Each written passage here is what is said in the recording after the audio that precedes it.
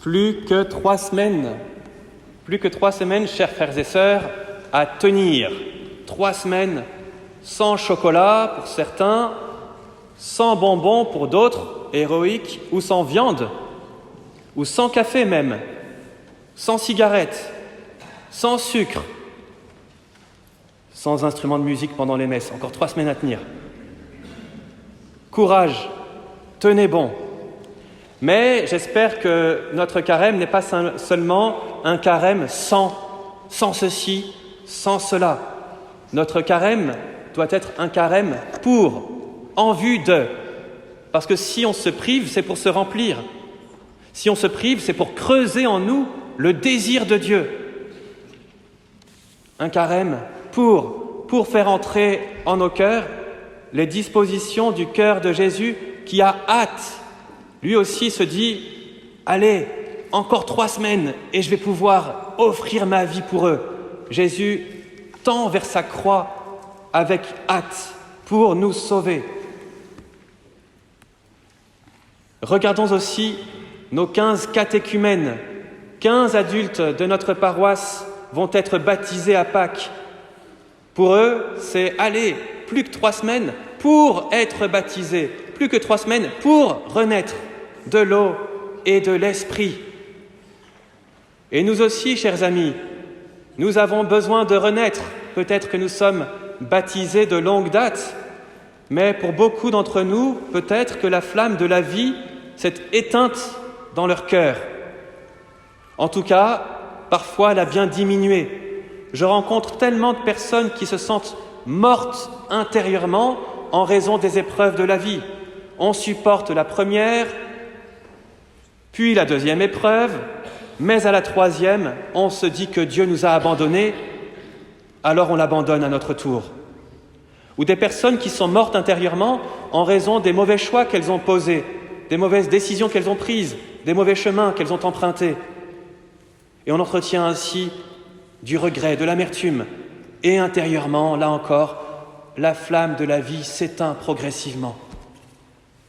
Pour renaître, chers frères et sœurs, il y a une chose à faire qui nous est proposée par l'Évangile, c'est de lever les yeux vers le Christ crucifié. C'est Jésus qui parle à Nicodème, de même que le serpent de bronze fut élevé par Moïse dans le désert. À l'époque, ceux qui étaient mordus par les serpents devaient lever les yeux pour regarder ce serpent de bronze élevé par Moïse et étaient guéris de la morsure du serpent. Ainsi, continue Jésus, ainsi faut-il que le Fils de l'homme soit élevé, afin qu'en lui tout homme qui croit ait la vie éternelle. Et c'est cela, lever les yeux vers Jésus, c'est croire en lui. Oui Seigneur, en toi est la source de ma vie, en toi est la source de ma guérison. D'accord Seigneur, je t'accepte dans ma vie, je ne comprends pas tout, mais toi, tu montes sur la croix pour prendre sur toi ta mort et me donner la vie qui vient de toi. Quel échange admirable! Tu prends ma mort et tu me donnes ta vie. Par ces blessures, dit le prophète Isaïe, par ces blessures, nous sommes guéris. Alors voilà, oui, levez les yeux pour sortir les yeux de nos blessures, pour sortir les yeux de nos problèmes. On les connaît nos problèmes, on les connaît nos blessures, mais il s'agit de ne pas s'enfermer dedans. Seigneur, c'est vers toi que je regarde, vers tes blessures à toi.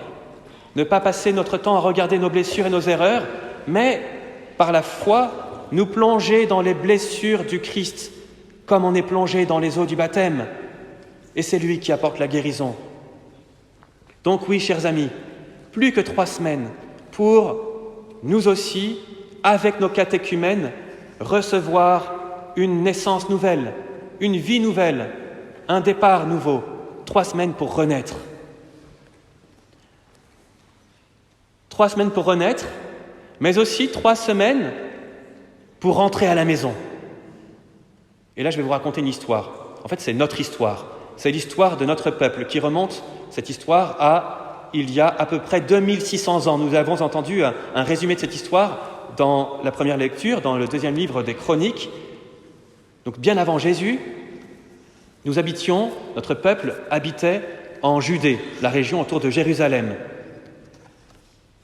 Et ce peuple a été envahi par un autre peuple, le peuple babylonien, dirigé par Nabuchodonosor. Essaye de dire Nabuchodonosor, Charline, c'est difficile.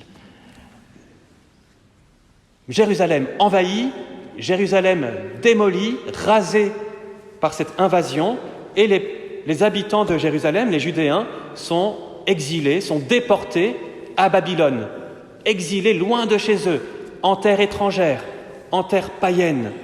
Imaginez donc la nostalgie qui habite leur cœur. Ah, j'aimerais tellement, nous aimerions tellement retourner à la maison, retourner sur notre colline à Sion. Ah, notre Judée était si belle, notre temple à Jérusalem était tellement beau, et nous voici maintenant captifs au sein d'une terre étrangère, captifs au sein d'étrangers, les Babyloniens, qui nous imposent leur joug, qui nous imposent leurs lois. Et nous avons entendu cette complainte, cette grande nostalgie dans le psaume 136, un des plus poignants des 150 psaumes. Au bord des fleuves de Babylone, nous étions assis et nous pleurions, nous souvenant de Sion. Les Judéens se souviennent de Sion avec nostalgie. Et être chrétien, c'est ça. C'est entretenir la nostalgie du paradis perdu. Ah Seigneur, c'était tellement bien avec toi. C'était tellement bien dans ce jardin d'Éden où tout était en harmonie avec toi. Nous étions assis et nous pleurions, nous souvenant de Sion. Ah, je veux que ma langue s'attache à mon palais si je perds ton souvenir. Entretenir la nostalgie de ce paradis perdu. Ils sont captifs, ils veulent rentrer à la maison. Et pourtant, ils vont encore passer plus de 50 ans à Babylone. Et Babylone, vous le savez peut-être dans la Bible, c'est vraiment la terre de déchéance, c'est la cité de perdition, c'est la ville pourrie. Alors oui, on veut rentrer à la maison, mais en attendant, certains se disent il faut bien vivre avec son temps. Alors à Babylone, on va apprendre l'araméen, la langue du pays où on habite, mais surtout, on va respirer l'air de Babylone, on va s'imprégner de la pensée de Babylone, on va offrir un culte aux faux dieux des Babyloniens, on va oublier la loi de Dieu et accepter les lois des Babyloniens, on va finir par penser comme eux et à se comporter comme eux. Puis, le roi des Perses, Cyrus, à son tour envahit Babylone et permet aux Judéens de rentrer chez eux à Jérusalem. Ah, plus que 3 semaines pour rentrer à la maison. Bien, chers amis, comme le roi Cyrus a envahi Babylone et a permis aux Judéens de rentrer à la maison, le roi Jésus, lui aussi, est entré dans le monde, non pas pour juger le monde, mais pour le sauver, nous dit-il dans l'Évangile. Il nous est envoyé, il nous est donné par Dieu le Père, comme un grand frère qui vient nous chercher. Allez, viens, on rentre à la maison. Jésus vient nous délivrer de Babylone. Et c'est quoi Babylone pour nous aujourd'hui? Cette cité pourrie, c'est l'esprit du monde qui nous envahit et qui gagne nos cœurs, en particulier par cette pensée unique qui veut nous imprégner.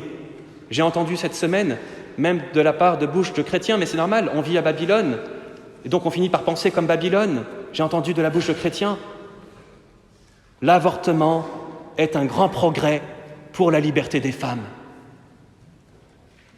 Ça, c'est la pensée de Babylone, une pensée de mort. Non, comment peut-on accepter qu'une femme donne la mort à l'enfant qu'elle porte? Ce n'est pas un progrès, c'est la déchéance de l'humanité. Autre réflexion que j'ai entendue cette semaine aussi, on pique bien les animaux. J'espère qu'un jour on pourra bien piquer les humains pour soulager leurs souffrances et les faire quitter ce monde tranquillement. Pensée de mort, ce n'est pas la pensée de Jésus. Jésus a pris sur lui nos souffrances. Il nous accompagne jusqu'au bout, jusqu'à la mort. Il nous soulage dans nos souffrances. Il nous accompagne. Autre pensée, autre idéologie, c'est lorsque les coutumes culturelles égalent notre religion. Parfois, on est plus africain que chrétien, plus antillais, plus capverdien, plus chaldéen que chrétien. Et donc nos coutumes locales finissent par l'emporter sur notre foi en Jésus. Ben non, il faut sortir de ça aussi. Et Jésus vient nous libérer de ces pensées qui nous enferment. Ça, c'est pour la grande Babylone, les idéologies. Mais parfois, nous sommes enfermés dans une petite Babylone, enfermés, captifs, dans le rythme de ce qu'on appelle la vie. Voilà, je me suis laissé entraîner par le rythme de la vie, mais ce n'est pas le rythme de la vie, c'est le rythme du monde, le monde qui nous impose de s'éloigner de la vraie vie. Le rythme, dit-on, de la vie, qui fait que, eh bien oui, le travail nous submerge. Ensuite, on est dépassé par les enfants parce qu'on s'impose nous-mêmes des rythmes débordants, dépassés par notre travail. Là aussi, ça déborde et on n'est plus maître de notre vie. Alors, petit à petit, on arrête la prière. Petit à petit, on déserte l'église parce qu'il faut bien construire sa maison.